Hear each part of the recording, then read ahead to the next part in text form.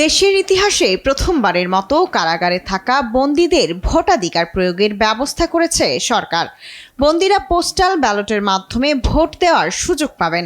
এরই মধ্যে অনলাইনের মাধ্যমে নিবন্ধন প্রক্রিয়া শেষ করেছেন তারা। তবে জাতীয় পরিচয়পত্র না থাকায় অনলাইনে নিবন্ধন করতে পারেননি অনেকে। নতুন রিন গভীর থেকে পরিষ্কার করে কাপড়কে রাখে নতুনের মতো উজ্জ্বল। নতুন রিন অ্যাডভান্সড পাউডার।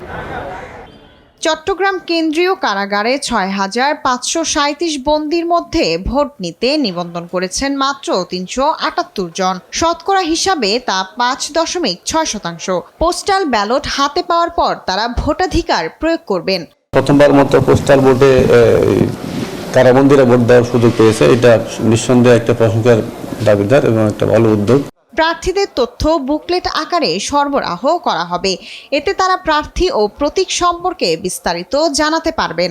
কারা কর্তৃপক্ষ সর্বোচ্চ সহযোগিতা নিশ্চিত করতে কাজ করছে বলে জানান জেলা প্রশাসক। যখন পোস্টাল ব্যালটগুলো পোস্ট অফিসে আসবে আমরা টাইমটা জানিয়ে দেব যে এই তারিখের এই সময়ে পোস্টাল ব্যালটগুলো স্ক্যানিং করা হবে এবং যেটি ট্রেজারিতে সংরক্ষণ করা হবে। ভোটদান শেষে ব্যালট পেপার সিলগালা করে নিরাপদভাবে সংশ্লিষ্ট রিটার্নিং কর্মকর্তার কার্যালয়ে পাঠানো হবে। বন্দীদের ভোট গ্রহণের ক্ষেত্রে স্বচ্ছতা, গোপনীয়তা ও নিরপেক্ষতা নিশ্চিত করতে প্রয়োজনীয় ব্যবস্থা নেওয়া হচ্ছে। শায়লা খান, নিউজ ডেস্ক, দেশ টিভি।